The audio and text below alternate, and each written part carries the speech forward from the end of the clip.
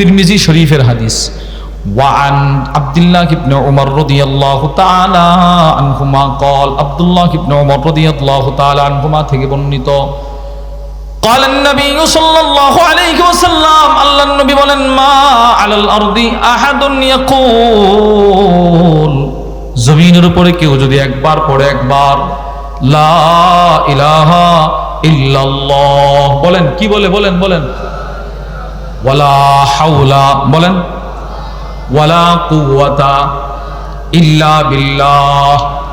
এক বর্ণনায় আছে এই কালিমা, আরেক বর্ণনায় ওয়াফি রিওয়ায়া আরেক বর্ণনায় আছে সুবহানাল্লাহ আলহামদুলিল্লাহ লা ইলাহা ইল্লাল্লাহ আল্লাহু আকবার।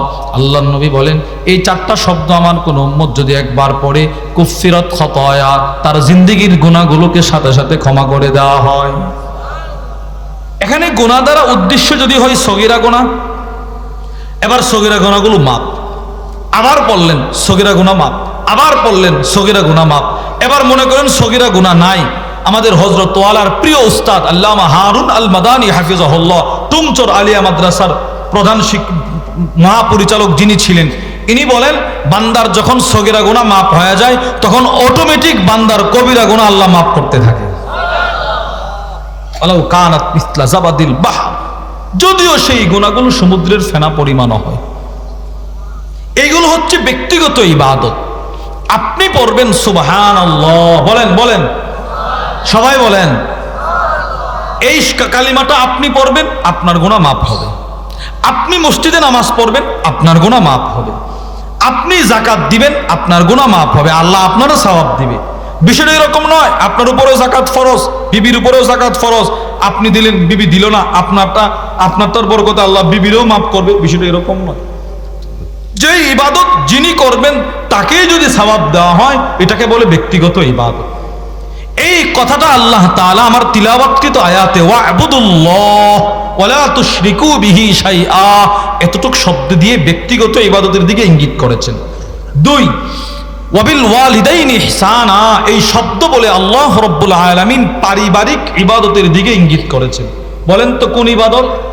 পারিবারিক। প্রশ্ন, হুজুর পারিবারিক ইবাদত কি? যে ইবাদতের সওয়াব আল্লাহ সম্পৃক্ত রেখেছেন পরিবারের সাথে। দৃষ্টান্ত বুখারী শরীফের 550 নম্বর হাদিসের বর্ণনায় আসছে ক্বালা রাসূলুল্লাহ সাল্লাল্লাহু আলাইহি ওয়াসাল্লাম, আল্লাহর নবী বলেন ইদা আনফাকার রাজুলু আলা আহলি ওয়া হুয়া ইয়াহতাসিবুহা ফাহুয়া লাহু সাদাকা। আল্লাহর নবী বলেন আমার কোন উম্মত পরিবারের জন্য যে টাকাগুলো খরচ করে সে যদি সওয়াবের নিয়ত করে তার সাদাকার সওয়াব। সুবহানাল্লাহ। আচ্ছা, একজন পরিবারের কর্ণধার, একজন বাপ, একজন ভাই, একজন স্বামী তার পরিবারের জন্য জিন্দেগিতে কি পরিমাণ টাকা খরচ করে বলেন তো? আরে করে কিনা বলেন না? দৈনন্দিন বাজার সাজার করে কিনা? এবার ছেলেগুলো মাদ্রাসায় পড়ে, স্কুলে পড়ে, মেয়েগুলো মহিলা মাদ্রাসায় পড়ে, এদের বোরকার কাপড়ের টাকা দেয়, ছেলেগুলোর পাঞ্জাবির টাকা দেয়, মেয়েদের বেতনের টাকা দেয়, ছেলেদের বেতনের টাকা দেয়। টাকা খরচ হয় কিনা? নবীজি বলেন মুসলমানের পরিবারের জন্য যতটা টাকা খরচ করে প্রত্যেকটা টাকা সাদাকার সওয়াব। আরো সহজ করে নবীজি বুঝাইছেন, সহিহুল জামের মধ্যে হাদিস আছে ওয়ানিল মিকদাদ রাদিয়াল্লাহু তাআলা আনহু قال قال النبي صلى الله عليه وسلم, আল্লাহর নবী বলেন মা আত'আমতা নাফসাক ফাহুয়া লাকা সাদাকা, বান্দা তুমি তোমার জন্য যা খাইলা এটা সাদাকা। সুবহানাল্লাহ। আমি আজ পর্যন্ত নিজের জন্য কত কিছু কিনা খাইলাম। মুসলমান, একজন মুসলমান মৃত্যু পর্যন্ত নিজের জন্য যা খায় নবীজি বলেন সব সাদাকার সওয়াব। ওয়ামা আত'আমতা ওয়ালাদাক ফাহুয়া লাকা সাদাকা, বাবা সন্তানের জন্য যা খাওয়ায়, সন্তানকে যা খাওয়ায় নবীজি বলে সব সাদাকা। মেয়েটাকে যা খাওয়াইলো সব সাদাকার সওয়াব। ওয়ামা আত'আমতা যাওজাক, বিবিকে যা খাওয়াইলা, বিবির জন্য যা কিনে দিলা সাদাকার সওয়াব। সুবহানাল্লাহ। এটা হলো পারিবারিক ইবাদত। এই কথাটা আল্লাহ ওয়াবিল ওয়ালিদাইনি ইহসানা বলে বুঝিয়েছেন। 3 সামাজিক ইবাদত, যে বিষয়টা নিয়ে কিছু কথা আপনাদেরকে বলতে চাই। সামাজিক ইবাদতটা বোঝানোর জন্য আল্লাহ তাআলা পুরা 2.5 লাইন থেকে 3 লাইন আলোচনা করেছেন। সুবহানাল্লাহ। গুরুত্ব বুঝাইছেন। ব্যক্তিগত ইবাদত একটু শব্দ, পারিবারিক ইবাদত একটু শব্দ, আর সামাজিক ইবাদত বুঝাইতে গিয়ে আল্লাহ পুরো আয়াতটা ব্যবহার করছেন। রাসূলুল্লাহ সাল্লাল্লাহু আলাইহি ওয়াসাল্লামও সামাজিক ইবাদতের গুরুত্ব দিয়েছেন, মক্কি জিন্দেগিতেও মদনী জিন্দেগিতেও। আল্লাহর রসুল মক্কি জিন্দেগিতে বলতেন, এই আত্মীয়তার বন্ধন ঠিক রাখো, এগুলো সামাজিক ইবাদত। প্রতিবেশীর হক আদায় করো, সামাজিক ইবাদত। মানুষের সাথে লেনদেন ঠিক রাখো, সামাজিক ইবাদত। মুআমালা ঠিক রাখো, সামাজিক ইবাদত। মক্কি জিন্দেগিতে আশ্চর্য হবেন, যেদিন আল্লাহর রসুল মক্কা থেকে হিজরত করে মদিনায় ঢুকলেন, মদিনায় নবীজি কেবলমাত্র মদিনায় ঢুকলেন, সমস্ত সাহাবারা নবীরে নেওয়ার জন্য ইস্তেকবাল শুরু করছে। তখনও নবীজি সামাজিক ইবাদতের ভাষণ দিলেন। সুবহানাল্লাহ।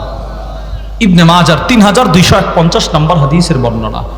ওয়ান আব্দুল্লাহ ইবনে সালাম রাদিয়াল্লাহু তাআলা আনহু قال, আব্দুল্লাহ ইবনে সালাম বলেন, আন্না রাসূলুল্লাহ সাল্লাল্লাহু আলাইহি ওয়াসাল্লাম লাম্মা কদিমাল মদিনা, আল্লাহর রাসূল যেদিন মক্কা থেকে হিজরত করে মদিনায় আসলেন, ইনজাফালান নাসু কিবালাহু, সব মানুষ নবীরে দেখার জন্য মদিনার রাস্তার মধ্যে একটা দৌড়াদৌড়ি শুরু করছে।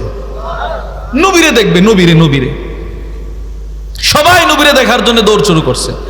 পুরা মদিনার মধ্যে একটাই স্লোগান, কদ কদিমা রাসূলুল্লাহ, কদ কদিমা রাসূলুল্লাহ। ইবনে মাজার মধ্যে আসছে, সব মানুষ স্লোগান উঠাইছে, বিশ্ব শ্রেষ্ঠ নবীর আগমন, সবচেয়ে দামি নবীর আগমন, মদিনায় সবচেয়ে শ্রেষ্ঠ নবীর আগমন। সুবহানাল্লাহ।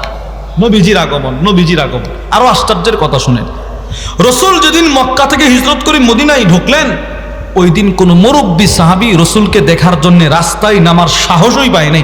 পুরা রাস্তা মদিনার ছোট ছোট বাচ্চাদের দখলে ছিল। সব বাচ্চারা নবীরে দেখার জন্য স্লোগান শুরু করছে। আল্লামা আহমদ ইবনে মুহাম্মদ আল কাসতালানী রাহিমাহুল্লাহ, বিখ্যাত আলেম, যিনি বুখারীর শরহ লিখছেন, ইরশাদুস সারি, ওনার একটা কিতাব আছে আল মাওয়াহিবুল লাদুনিয়্যা বিল মিনাহিল মুহাম্মাদিয়্যা। ওই কিতাবের মধ্যে এসেছে মদিনার সমস্ত ছোট ছোট বাচ্চারা রাস্তায় স্লোগান শুরু করছে, যা নাবিয়ুল্লাহ, আল্লাহর নবী চলে আসছে, আল্লাহর নবী চলে আসছে। আরো আশ্চর্য হবেন, রাসূল যেদিন মক্কা থেকে মদিনায় আসলেন, মদিনার কোন মুরব্বী সাহাবী, কোন মা, কোন বাপ তার সন্তানকে এই কথা বলতে হয় নাই, ইনি মুহাম্মদুর রাসূলুল্লাহ সাল্লাল্লাহু আলাইহি সাল্লাম। কোন মা বাপ তার সন্তানদের নবীরে চিনানোর প্রয়োজন হয় নাই।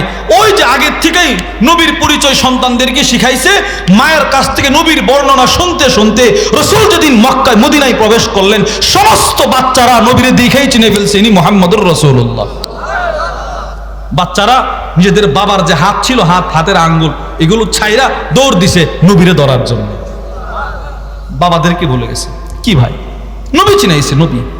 মা বাপ সন্তানকে নবী চিনাইছে, মা বাপ নিজের সন্তানকে নবী চিনাইছে। আমি চিনাই না।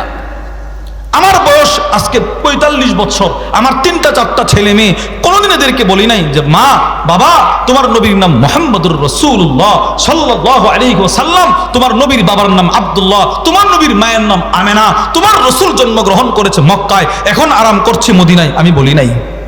আমি মুসলমান, আমার ঘরে নবীজির জীবনী একটা ছোট্ট কিতাবও নাই। আমি মুসলমান। কি ভাই, এমন ভাবে যদি আমাদের সমাজ চলতে থাকে, আমার ঘরেই কাদিয়ানি জন্ম নিবে। ঠিক কিনা বলেন? বলেন, এটা বাস্তব না অবাস্তব বলেন?